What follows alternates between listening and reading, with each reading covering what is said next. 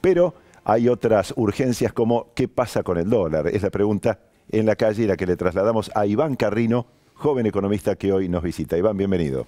Hola Daniel, ¿cómo ¿Qué te va? pasa con el dólar?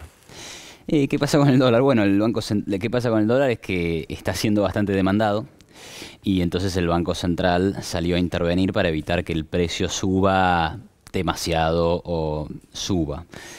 Aunque hoy sí permitió que el precio del dólar suba un poco respecto a ayer. Bueno, vos lo mostrabas, Sí. 1,4%. Sí, una suba importante de que lo aumento. lleva al precio histórico Sí, máximo, ¿no? sí. 20,84. Sí. Bueno, esa cuestión del histórico, siempre hay que tener cuidado con las cuestiones nominales, digamos, porque claro, con un país con tanta inflación, digamos, los números siempre Se van a superan subir. los límites permanentes. Claro, siempre los números van a subir.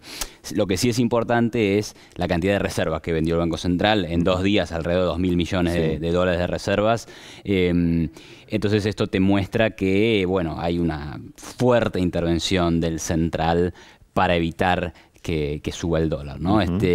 Ahora, sobre los motivos de por qué está esta demanda del dólar, yo te identificaría 2 causas, ¿no? Porque hay una causa que es internacional. El dólar se está fortaleciendo en el mundo. Esto viene, digamos, en febrero ya empezaste a ver unos mercados un poco más enrarecidos, volátiles, con menor confianza.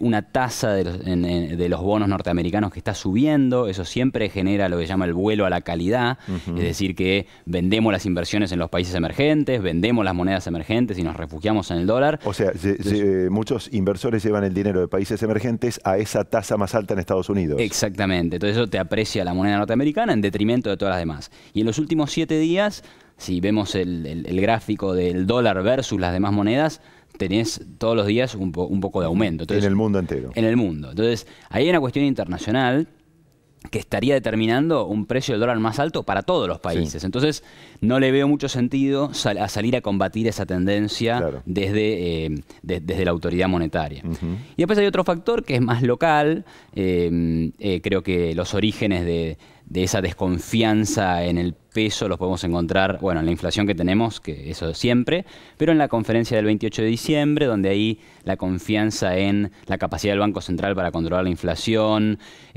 para ser autónomo, se vio bastante limitada. Al correr el límite, al subirlo. Sí, al modificar la meta, pero también se vio como una intervención de la política gubernamental, de la jefatura de gabinete, sobre un ente independiente como es el Banco Central y sobre su capacidad para determinar políticas, ¿no? ¿Y cuánto influye el tema de que los inversores en Lebac desde el próximo lunes, cuando comienza mayo, tienen que empezar a pagar un impuesto? Bueno, ese tema está siendo comentado como uno de los factores detrás también de esta cuestión puntual, ¿no? Porque obviamente vimos que se estuvieron desarmando Lebacs. O sea, en vez de pagar ese impuesto, venden Lebac y ese dinero lo llevan a comprar dólares. Exactamente, o a otras inversiones que no paguen impuesto, o a inversiones dolarizadas que no paguen el impuesto.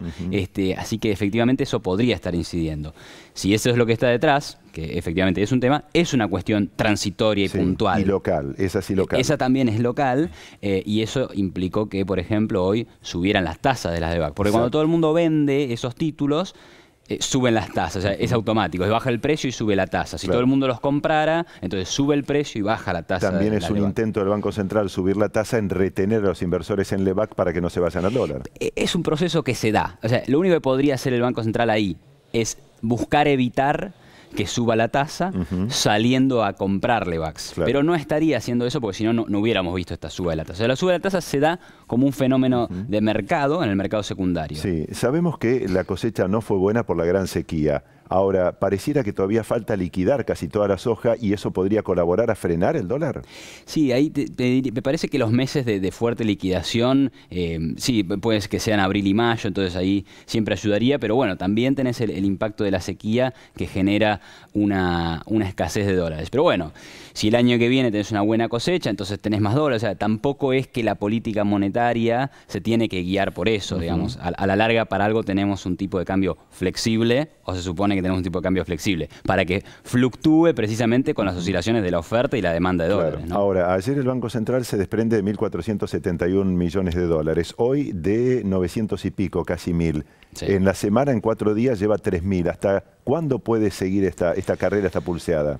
Bueno, esa es una buena pregunta, pero por eso hay que identificar bien y hay que ver qué está pensando el Banco Central, ¿no? Porque si estamos frente a un fenómeno permanente en donde el dólar en el mundo tiende a ser más caro, no tiene sentido realmente ponerse a pelear contra eso. Es decir, el Banco Central, reservas. Claro, no tiene sentido ponerse a pelear contra ese precio. No tendría que haber una intervención. Ahora, si lo que estamos viendo es, bueno, como está el tema del impuesto, la verdad que esto no es justificado, entonces el Banco Central no lo ve como algo justificado y permanente, entonces sale a intervenir para evitar oscilaciones de corto plazo injustificadas, ¿no? Ahora, ¿cuánto tiene? Y la verdad es que reservas tiene. Sí, digamos, 60.000 millones. Alrededor de 60.000 millones.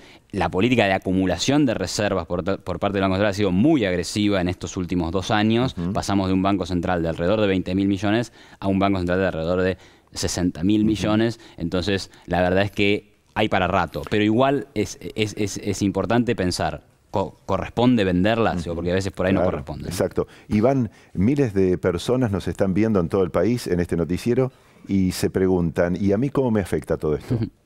¿Cómo afecta? Bueno, a ver, si subiera a ver, hay una cuestión acá que es muy importante. La inflación está determinada por la política monetaria, ¿sí?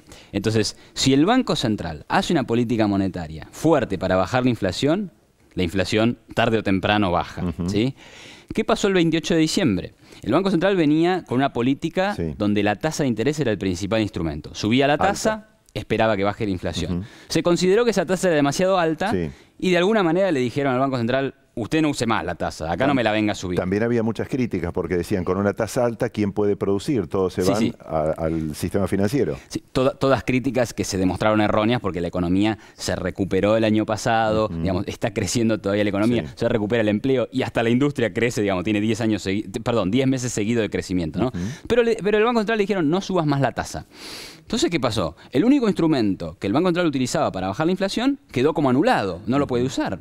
Entonces las expectativas de inflación empezaron a subir, ¿sí? Y el dólar empezó a subir también, ¿no? Porque se esperaba que si el Banco Central te afloja la política monetaria, entonces la gente se va al dólar necesariamente para cubrirse de la inflación futura. Entonces, en ese sentido es que el Banco Central dijo, che, me sacaste la tasa, bueno, voy a intervenir en el mercado cambiario, porque es la única que me queda para controlar la inflación. Entonces, en algún punto, esta intervención tiene que ver con tratar de evitar tener mayor inflación. Seguro. Para que no se trasladen los valores del dólar a los precios. Pues sí, lo podríamos poner en esos términos. Pero bueno, ¿cuál es la otra? Dejar que el dólar flote y volver a la tasa de interés y subirla más fuerte para evitar para evitar tener más inflación y para que baje la inflación. Ahora después, si el dólar sube, sí, algún efecto vas a tener. Los precios de los bienes importados son más caros, la persona que quiere ir a veranear afuera tiene que pagar más. Y mucho efecto psicológico de gente que no es afectada, pero igual sube los precios cuando sube el dólar. Bueno, eso pasa, pero eso la verdad que es una cuestión que debería ser una cuestión transitoria y de corto plazo, ¿no? Porque a la larga, si vos me subís porque se sube el dólar, pero la verdad que no hay más demanda para ese producto, no está justificada la suba y ese tipo vende menos, digamos. Así que ahí es transitorio. Iván, un gusto. Muchas gracias por la invitación. Iván Carrino, economista, y la charla que está en las mesas seguramente en gran parte del país, pero en este caso con un especialista. Enseguida seguimos con el Noti Central.